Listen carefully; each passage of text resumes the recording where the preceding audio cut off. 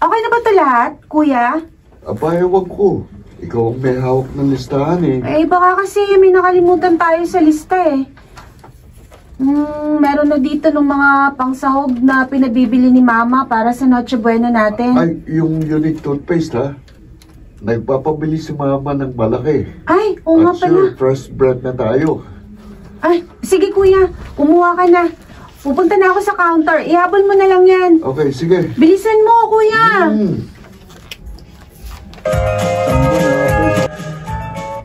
Pa, Merry Christmas! Merry Christmas, mga anak. Oh, ang mama nyo. Nagluluto ho pa.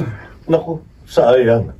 Hindi ako makakakain ng masarap yung Noche Buena. Oo nga ho. Hayaan nyo, iiwan namin sa ref. Eh, sana makaya pa niyang tumagal hanggang sa pag-uwi ko. Ay, pa, asan nga pala kayo ngayon? Nasa Australia, pero paalis na kami mamaya. Eh, saan kayo papunta ngayon? Sa Japan. Mga 2 linggo kami sa karagatan. Kaya baka pagdating na sa Japan, saka ako makatawag uli sa inyo. Okay lang pa. Merry Christmas. Salamat sa lahat ng sakripisyo mo sa amin. Oo nga pa. Salamat, mga anak. Hoy! Abay, maghain na kayong dalawa. Tulungan nyo naman ako. Ma! Si Papa! Teka. Oy, Manuel, nasa na kayo? Paalis na kami rito sa Australia. Huwag niyo kanilimutan magdasal at magpasalamat sa Panginoon, ha? Alalahanin niyo, si Jesus ang dahilan kung bakit tayo nagdiriwang ng Pasko. Oo pa. Si kuya ang maglilid ng prayer mamaya bago kumain. Di ba, kuya? Oo, pa. Mahal na mahal ka namin.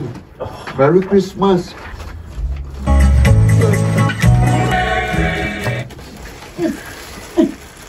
Ano yun? Usok. Usok ka. Diyos ko. May nasusunog ba? Diyan. Naku. Kanis anak. Kanis. Bakit? Nasusunog yata ang bahay natin. Dali, lumabas tayo. Dali. Dali mo. Diyos ko. Naku. Ang laki na naman po. Diyos ko. Ay, teka. Ay, kuya mo. Kuya! Ang laki na ng kuya! Doon sa may kwarto ng kuya mo. Ay, awa. Awa na. Ay, kuya! Tulungan niyo kami. Kuya!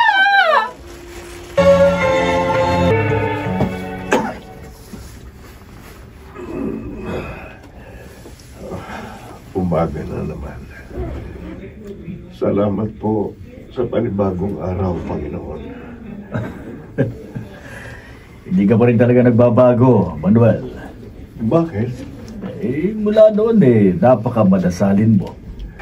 Alam mo, pare, hindi kami mayaman.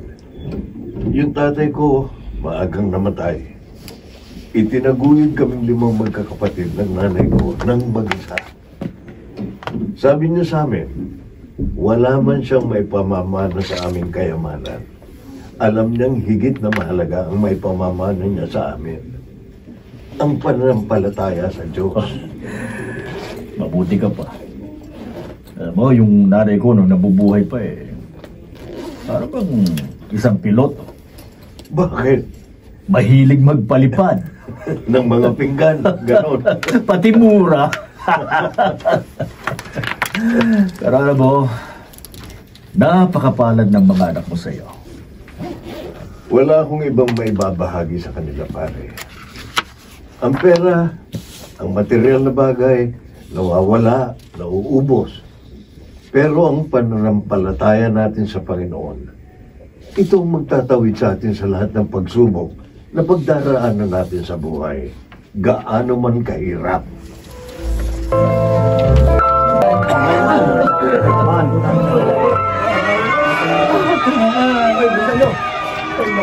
Maawa kayo! Nakikiusap ako sa inyo, ligtas yung anak ko! Ma'am, pasensya na po. Napakalakas na kapul. Hindi po natin maaaring pasukin ang bahay nyo. Papahamak din po mga bumbero natin. Sa ngayon po, ginagawa natin ang lahat para maapula ang apoy. Ay, Diyos ko! Ang anak ko! Joshua! Joshua, ang anak ko! bahay namin. Ma'am, pasensya na po. Hindi na po namin nailigtas ang anak ninyo. Hindi! Hindi totoo yan! Ang anak ko! Gari sa na!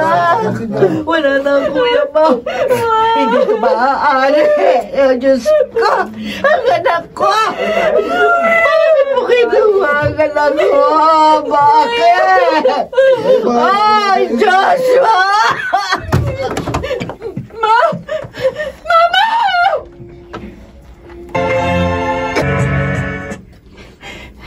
Papa, sumagot ka naman. Kailangan ka namin ngayon. Nakailang message na rin ako pero hindi niya pa nakikita. Paano ba ito? Karis, Ma? Gising ka na? ang papa mo, Nasa gitna pa siguro sila ng dagat. Hindi niya pa nababasa ang message ko. Ma? nasa na ang kuya mo? Pupuntahan ko. Ma? Kailangan na raw i-cremate si Kuya. Diyos ko. Bakit nangyari ito sa atin?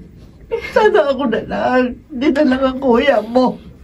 Ako na lang sana. Hindi ko naman magsasalita ng Oh, anak. Anak ko. Maria. Nay, tatagaan mo ang loob mo.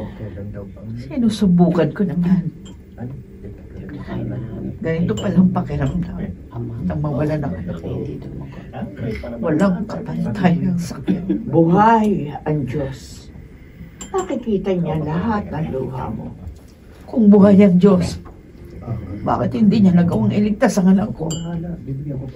Kung buhay siya, bakit kailangan niya kaya mangyari?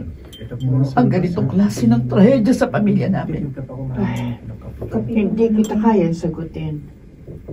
Maging ang mga tanong mong ganito, nauunawaan niyo na Panginoon. Hindi mali ang magalit at maghinagpis. Ibuhos mo lang lahat ang nararamdaman mo. Ilabas mo lahat ng luha mo. Panganay ko si Joshua. Siya ang una kong isinilang. Sa kanya ko unang naramdaman paano maging isang ina. Napakabuti niyang anak. Napakarami niyang pangarap. Hindi isa, wala pa siyang natutupad. Wala pa siyang naaabot. Napaka-aga siyang kinuha ng Diyos sa amin. Hindi man natin nauunawaan ngayon ang dahilan ng lahat ng ito. Pero sana, piliin pa rin natin magtiwala sa kabutihan ng Diyos. Paano? Paano ko maniniwala na mabuti ang Diyos sa gitna ng trahedyang ito?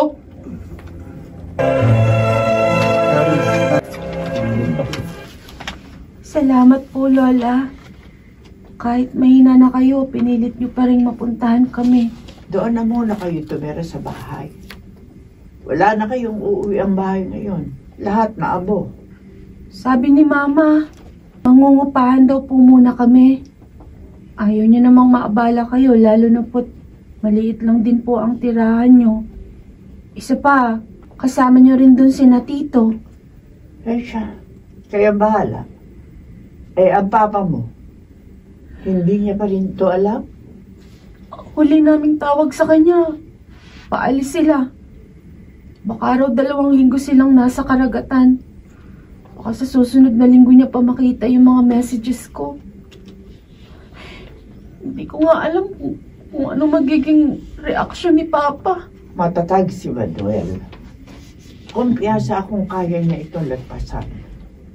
Matatag ang kanyang pananalig.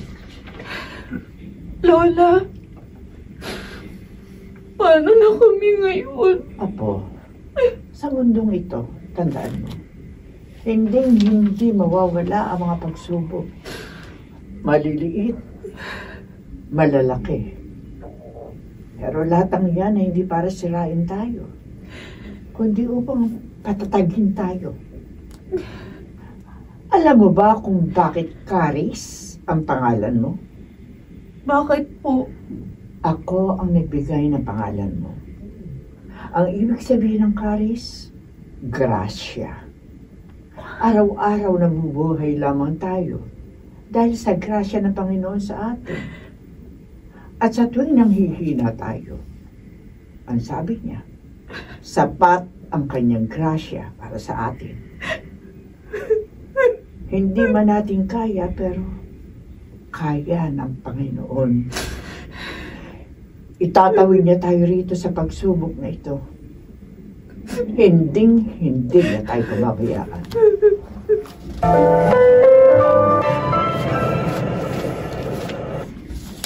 Uy, malapit na tayo sa Japan.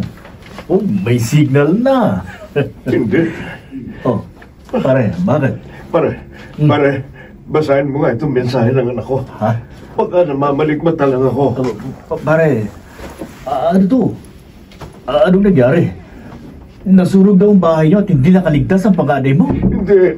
Hindi totoo yan, pare. Baka nahack lang ang FB account ng anak ko. Tatawagan ko.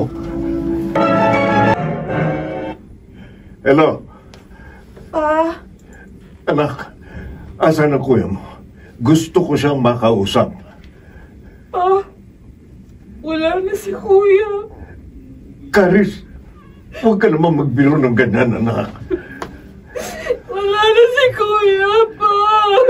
Oh, Diyos ko, anak ko. Sanay si Kuya na matulog na nakabukas ang bintana. Ang sabi ng mga bumbero, maaaring nakapasok ang paputok sa bintana niya. Kaya doon nagsimula ang apoy. Napakalaki na po ng apoy nang magising kami ni Mama. Nasunog din po ang buong bahay natin, pa. Wala nang lahat kaya pinuntan niya ni Mama. Sorry, pa. Sorry kung ganitong balita ang bumuhat sa inyo. Ang mama mo? Nasaan ang mama mo?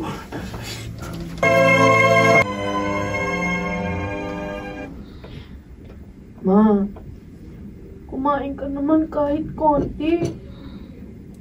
Hindi ko kayang lunukin ang pagkain, Caris. Pakiramdam ko, may nakabara sa lalamunan ko. Baka kayo naman ang magkasakit niyan. Ang bahay natin, ang mga gamit. Kung yun lang mga yun ang naabo, kaya kong tanggapin. Pero, kuya mo nawala. Siguro sinubukan niyang makalabas ng kwarto, pero wala. Hindi niya na nagawa. Siguro humihingi siya sa atin ng saklolo. Di man lang natin siya natulungan. Wala na bang may gusto nito eh. Bilang ina, hindi ko matanggap na wala man lang akong nagawa para sa anak ko. Ma, kung nabubuhay na yun si Kuya, natitiyak kung ayaw niya makita kung nagkakaganito. Kaya sana naman, tatagan mong loob mo, Ma. Karen, Nandito pa ako. patawasin mo mo. Ma, kasama mo ako. Si Papa. Buhay pa kami. Kahit para sa amin na lang, Ma. Kailangan ka Papa.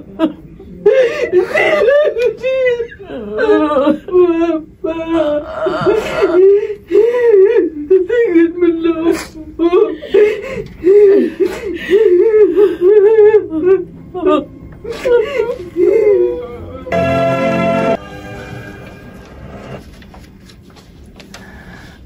Mag-iingat ka, pare, ha? Salamat, pare. O ano, babalik ka ba kagad? 10 araw lang akong pinayagang umuwi. Kailangan kong makabalik bago kayo umalis dito. O sige, pare, ha? Alam kong napakahirap nito para sa'yo, pero tatagan mong loob mo.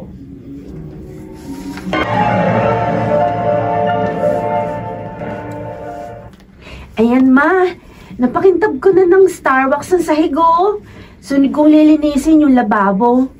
Grabe naman kasi itong nakuha nating apartment.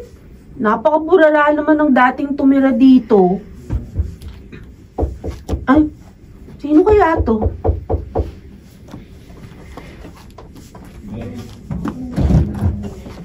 Caris. Pa! Pa! Papa! Pa! Pa! Ang mama mo. Ma! Manuel, Maria. wala na panganay natin. Ano ba yung isa nating anak na lalaki? Wala na siya. Patawarin mo ko. Kasalanan ko ito. Hindi. Hindi totoo yan. Hindi mo ito kasalanan. Hindi mo ginustong mangyari ito. Walang may gusto nito. Wala na. Si Joshua.